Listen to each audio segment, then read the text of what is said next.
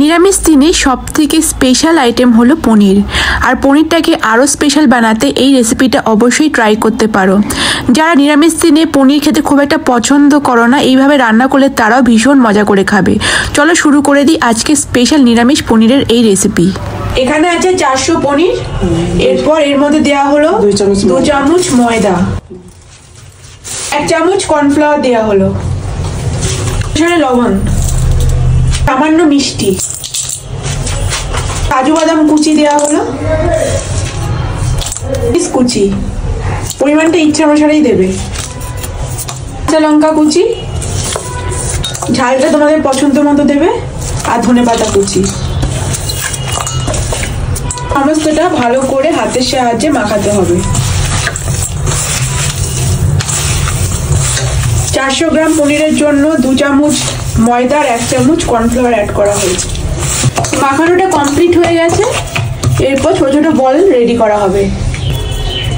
এবার গোল গোল করে যে কোনো সাইজ তোমরা দিতে পারো, ছোট বড়, এটা মিডিয়াম সাইজ দেওয়া হচ্ছে, ঠিক এরকম গোল গোল করে নিতে হবে। এই যে বলগুলো কিন্তু কমপ্লিট, দেখতে পাচ্ছ একদম গোল গোল হয়েছে আর এক সমান হয়েছে। আর একটা পাত্রে নিয়ে নেওয়া হলো, আর ওপর দিয়ে দেখো ময়দা ছড়িয়ে দেওয়া হচ্ছে, কারণ না ভেঙে যায়, এবং ওপরে একটা কোট মতো হবে। কড়াইয়ের মধ্যে সর্ষের তেল গরম করে নিতে হবে। তো তেলটা মোটামুটি গরম হয়ে গেছে। এরপর এক এক করে আমরা যে বলগুলো রেডি করেছিলাম পনিরের, সেগুলো ভেজে নেওয়া হবে।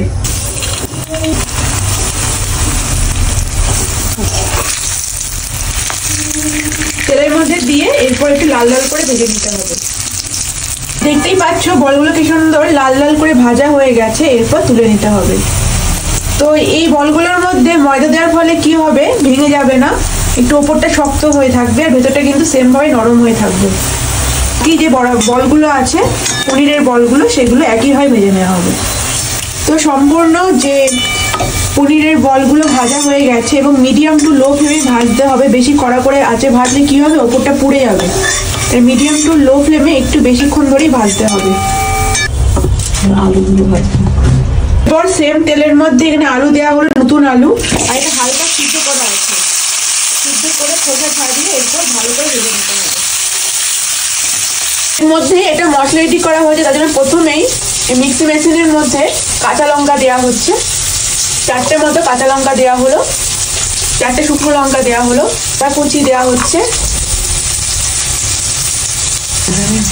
1 চামচ গোটা জিরে দিয়ে এরপর পেস্টটা বানিয়ে নিতে হবে। সামান্য জল দিতে হবে। তো এখন মশলাটা হয়ে গেছে, একদম স্মুথ পেস্ট হয়ে গেছে। দেখতে পাচ্ছ আলুগুলো কিন্তু একদম লাল লাল করে ভাজা হয়ে গেছে। এরপর তুলে নিতে হবে। যেমন তুলতে হবে ওরকমই হয়। এরপর বাকি তেলের মধ্যে তেজপাতা আর শুকনো লঙ্কা ফোড়ন দেওয়া হবে। মতো 5 ফোড়ন দেওয়া হয়েছে। তেজপাতা আর শুকনো লঙ্কা এবং 5 ফোড়ন দিয়ে ফোড়নটা ভালো করে ভেজে নিতে হবে, তখন সুন্দর গন্ধ বার হচ্ছে। মশলাটা দিয়ে দেওয়া হলো, সামান্য জল দিয়ে মশলাটা ভালো করে কষাতে হবে। হলুদ গুঁড়ো দেবো,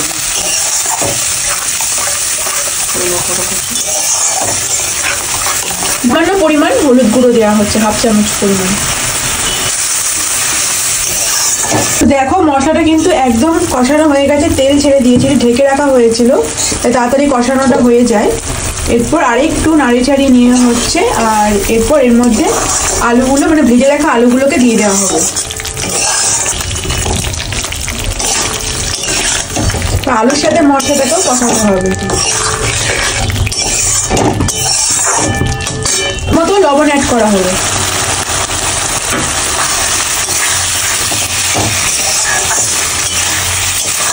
মশলা কষানোটা একদম কমপ্লিট, দেখতে পাচ্ছি তেল ছেড়ে দিয়েছে। এই পর্যায়ে জল দিয়ে দেওয়া হচ্ছে।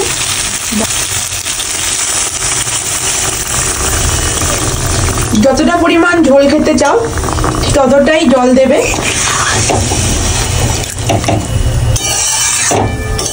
সমস্তটাই ভালো করে মিশিয়ে দেওয়া হচ্ছে।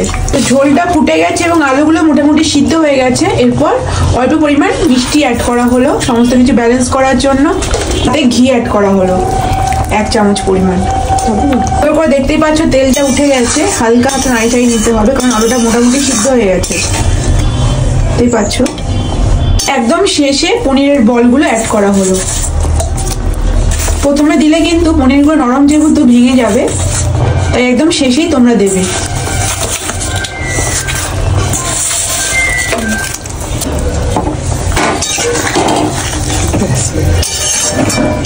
তো শেষে একদম গরম মশলা বাটা দেওয়া হচ্ছে, এলাচ লবঙ্গ দারচিনি দিয়ে বাটা হয়েছিল, এটা দিয়ে হালকা ফুটিয়ে নিলে একদম রেডি হয়ে যাবে পনিরের কোপ্তা কারি। গরমা গরম এটা এখন সার্ভ করে দেওয়া হবে।